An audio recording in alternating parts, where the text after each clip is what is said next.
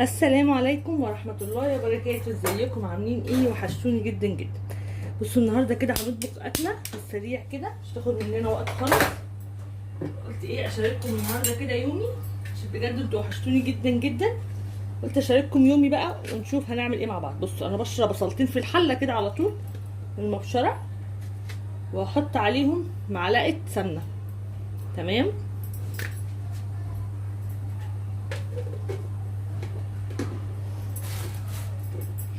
هطبخ كده صنفين خضار باللحمه، مش هياخدوا مننا اي وقت. السمنه بقى هتسيح وده ايه هيعمل مع بعضه. سخن ميه في الكتل عشان انزل محتاجاها يعني.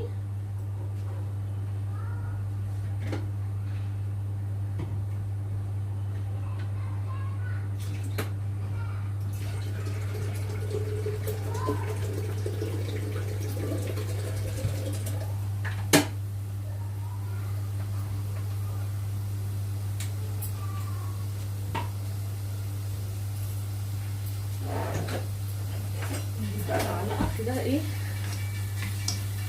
بصوا عادي يعني، عارفه لازم السمنه تتقدح الاول، بس انا طبعا بص انا اليومين دول يعني يعتبر عندي ثانويه عامه. والله ابني في سنه رابعه ابتدائي مطلع عيني يعني بجد، ومواد كتير. اول بقى مره يبقى عنده كم من المواد دي، متعودين كل حياتنا كانت 3 مواد بس، فالموضوع صعب. ربنا يكون معاكم كلكم يا رب، ويجعل تعبنا الفايده يا رب. بصوا دي لوبيا كنت شاريها من بيت الجمله، هنقيها وبعد كده ايه هسلقها. تمام. عقبال ما البصله بتاعتي تتشوح.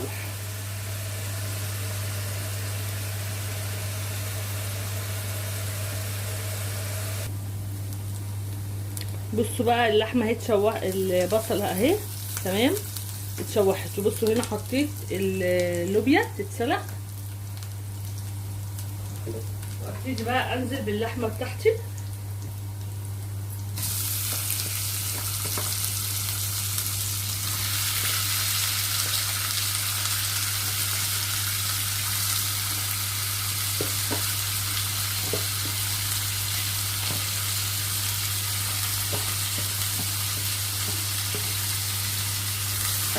نشيل تتبيله كده اصلا.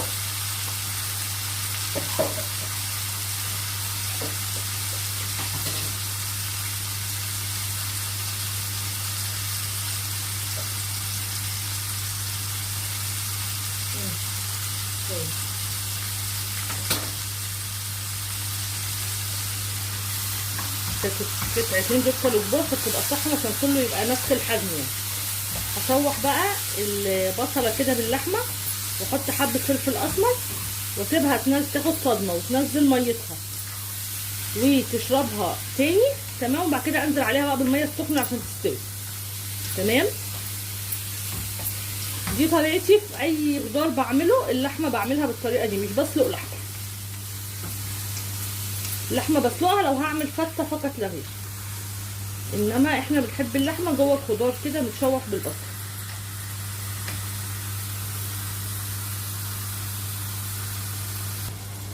بصوا خلاص اهي اللحمه كده اتشوحت حلو.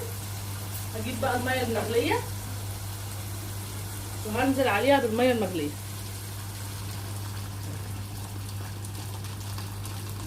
انا بحبها مستويه قوي عشان كده ايه بحط لها ميه كتير، يعني بشربها كل الميه دي. خلي بالك ان انا بحب اللحمه مهريه عشان عيالي يعرفوا ياكلوها.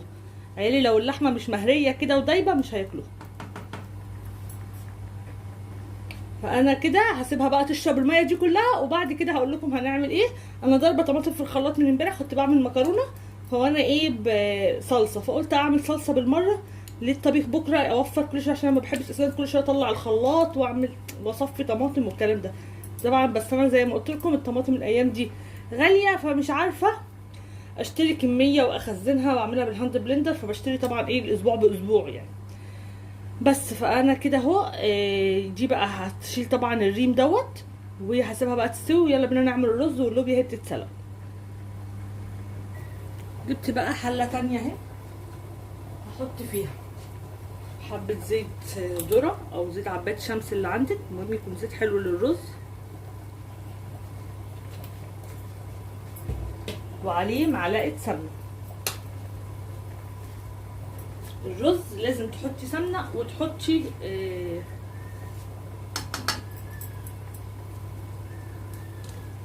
زيت. الزيت بيخليه مفرفر، والسمنه طبعا بتدي طعم حلو للرز، احلى من طعم الزيت ايا كان نوع الزيت. فعشان كده لازم تحطي الاتنين. الوحيد اللي بعمله بزيت بس اللي هو يا اما بتاع الكشري، تمام، الكشري المصري، يا اما بتاع الصياديه، رز الصياديه. انزل بقى بالشعريه بتاعتي.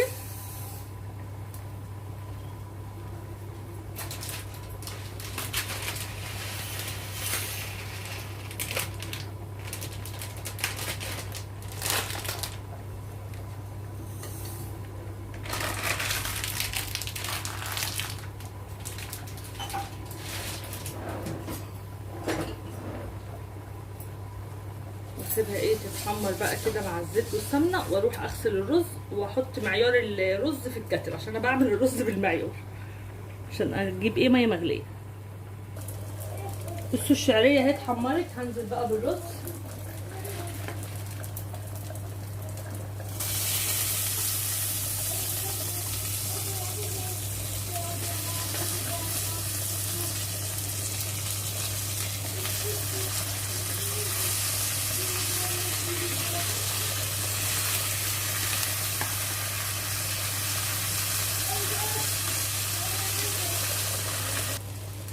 شوحت بقى كده الرز بالشعريه كده وهنزل عليه بالميه السخنه. تمام، حطيت الملح بتاعي بس كده. نجيب بقى معيار الرز،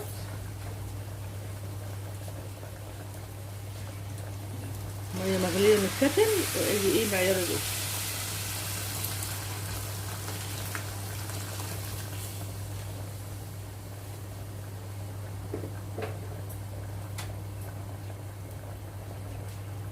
بس كده، سيبه بقى يتشرب ونوطي عليه. بس انا بقى خلاص اللحمه كانت استوت. هنزل بقى بالباميه مجمده كده من الفريزر زي ما هي.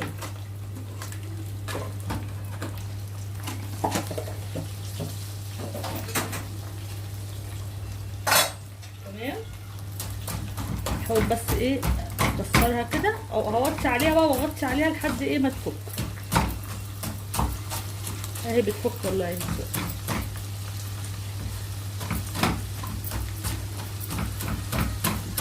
لازم الباميه تطلع مجمده كده على النار على طول. لما بتديها بقى تشويحه مع اللحمه والبصل بتبقى احلى. اهي بصوا فكت على طول اهي. تبقى احلى لما تحطوا الصلصه وبعد كده تنزلوا بالباميه. انا قسمت اللحمه على حلتين عشان هعمل باميه ولوبيا، عشان عندي حد بيحب الباميه وحد بيحب اللوبيا. في حد عندي يعني ما بيحبش الباميه، وفي حد عندي ما بيحبش اللوبيا. فقسمت اللحمه على حلتين كده، وكده الاكل بيقعد عندي يومين.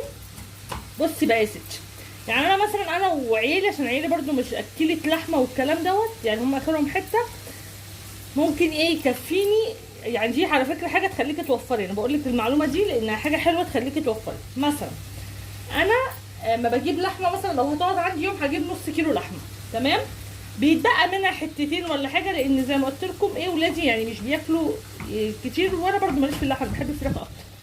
بس في حاجات كده لازم تتاكل باللحمه، زي الباميه مثلا ما كلهاش من غير لحمه كده يعني، تمام. فانا مثلا استهلاكي نص كيلو لحمه بس، بيتبقى مني برده، يعني هيتبقى مني لتاني يوم بس مش هتكفينا كلنا. فممكن اشتري كيلو، بس كيلو برده هيبقى كتير علينا، فهروح اشاريه كيلو الا ربع. كده انا وفرت يعتبر ربع كيلو لحمه، وفي نفس الوقت انا بقول لكم الفكره دي يعني كتوفير في اي حاجه بقى برده هتقصوها في كده، بانيه، اي لحوم تانيه. اوكي، فانا كده اكون اشتريت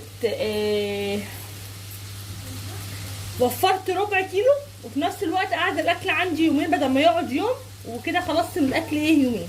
مثلا الفراخ انا مثلا لو جبت فرخه مثلا سيان كيلو ونص هتكفينا وهيتبقى منها، صح كده؟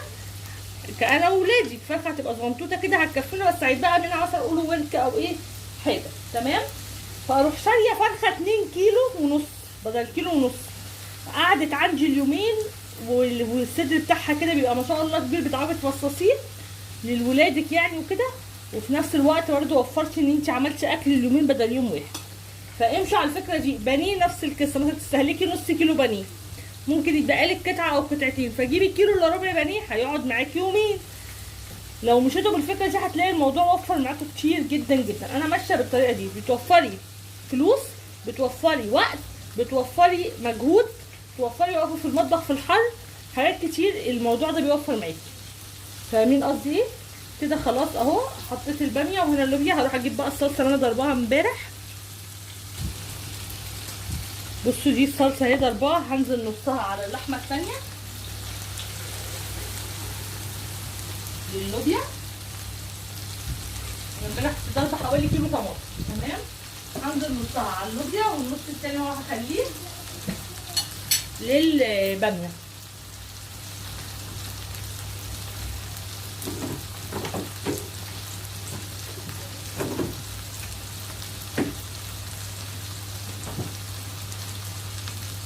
بس انا في الباميه بقى برضو هحط معاها ايه، وبرضو هنا عادي احط الصلصه عادي مع اللحمه، لان انا طبعا سلقت اللوبيا. هنا هحط معلقه صلصه اللي في البرطمان بتدي لون، وهشوحها كده مع الباميه قبل ما انزل بالصلصه. وهحط برضو ايه في الصلصه الثانيه برضو عشان تبقى تقيله كده وطعمها حلو، اللي بتاعت اللوبيا. الصلصه الثانيه على عيني الثانيه، بس انا مش عارفه اجيب لكم العينين يعني، مش هعمل لكم كده التصوير على الباميه. نشوح بقى الصلصه كمان معاها.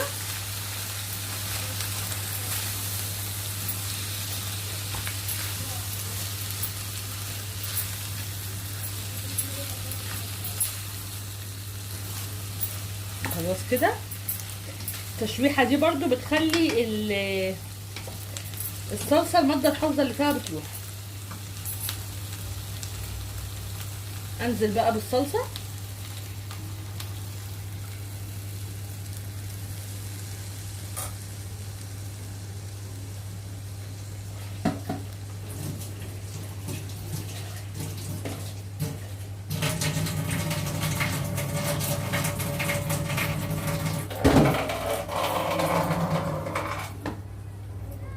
ادي كده ايه الباميه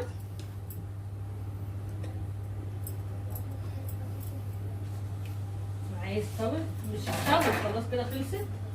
هنزل فيها بكام قرن فلفل عشان احنا بنحبها حراقه، ونبهر بقى هنا وهنا. هنحط على صلصه اللوبيا ملح، وهنا ملح.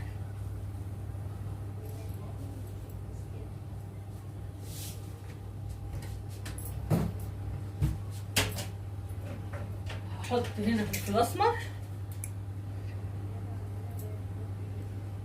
وهنا فلفل اسمر.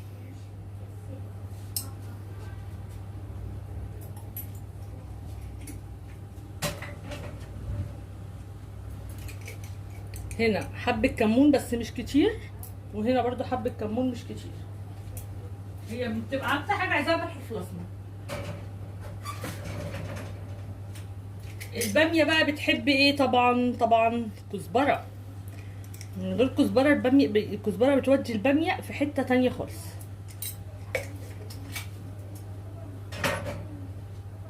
كده الباميه بتاعتي مش ناقصها غير حاجه واحده بس، معلقه توم نيه.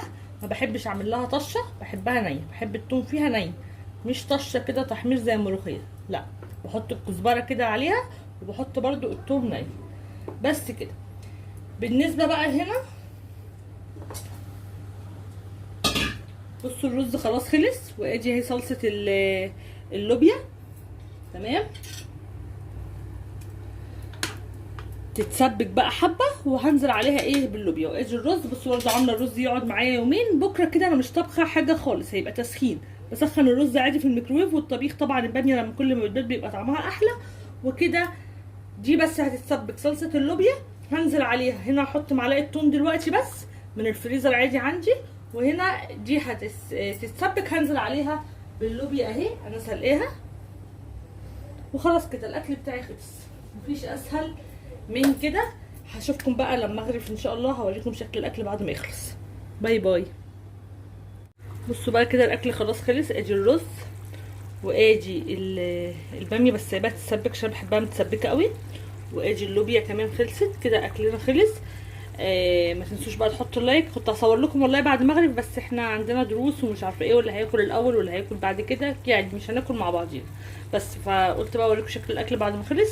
ما تنسوش بقى تحطوا اللايك وتعملوا شير وتعملوا سبسكرايب، واقول لكم السلام عليكم ورحمه الله وبركاته.